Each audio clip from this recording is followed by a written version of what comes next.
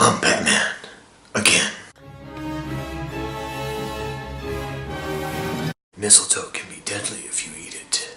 Hey, what's up guys? Alright, so we are less than a week, literally I think about 4 days away from Batman vs. Superman opening in theaters this next weekend. Needless to say, I don't have to tell you, I'm very excited about that fact. Have not bought my tickets yet. Shit, I should probably get on that. Batman Returns. Tim Burton's Batman Before Christmas is what I like to call it, because when you're watching this movie, now don't get me wrong, this is a very awesome sequel, it's a very worthy sequel. When I was a kid, this was my favorite movie. Merchandising.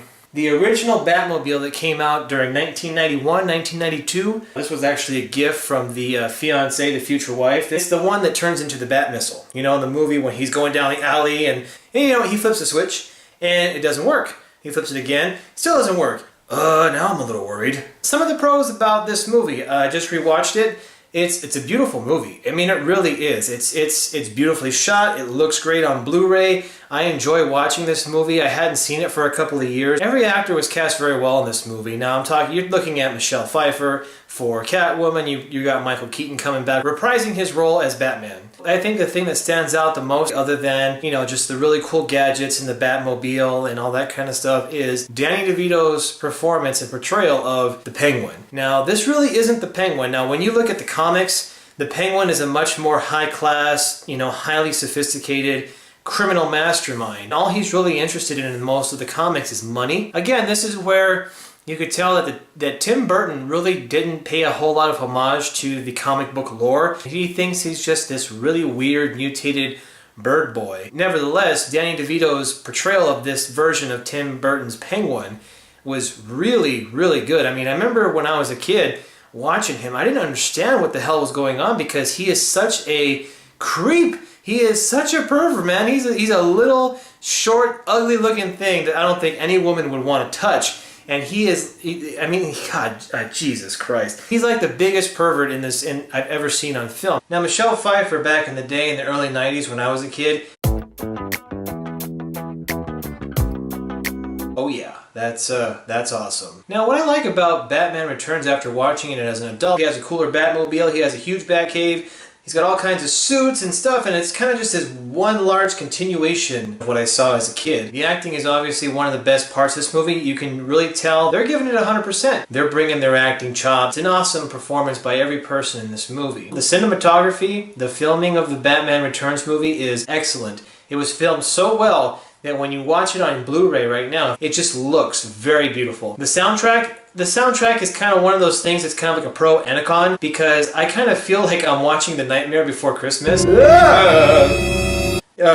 Yeah, it's pretty bad. And then there's moments when it's spot on. Some of the negatives of Batman Returns, there are a lot of negatives, unfortunately. It's a sequel, you know it's going to happen, not everything can be perfect. In this movie, Batman, again, he kills people. Now, if you're talking the original Batman from the 1930s comic book, yeah, Batman killed people in that comic. He shot a guy, he threw people off the roof, he killed some people back in the day. There are some moments in this movie that kind of go beyond suspending disbelief. You know, even as a kid, I'm like, is that really possible? That doesn't even really make sense. It's starting to feel like a cartoon here, folks. Can we kind of bring it back? Bring it back to reality here, man. You're taking me way too far and I don't want to go. One of the other negatives of this movie, it really destroys the character of Bruce Wayne. In the first movie, Bruce Wayne had a pivotal character. He had a pivotal role. He wasn't just the time between you see Michael Keaton in a Batman costume. In this rendition, the only interaction you really get with Bruce Wayne is when he's trying to bang Selena Kyle. Not for nothing, that's again another kind of pro-con. That whole tension between Catwoman and Batman,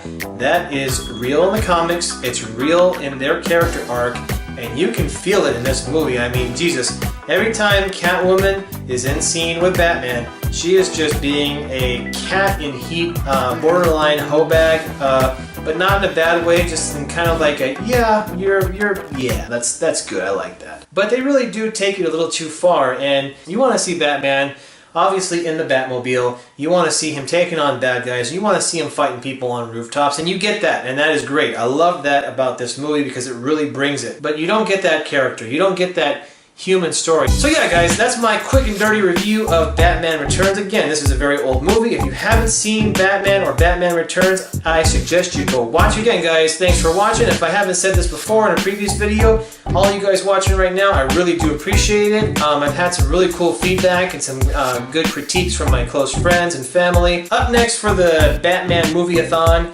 unfortunately, I had to watch and sit through Batman Forever and Batman vs. Robin Superman. Fuck that movie. You'll see reviews for those two movies coming up. If you want to see my previous review to the first 1989 Tim Burton Batman movie, the link will be down below in the description. So yeah, Batman, I love it. Yes.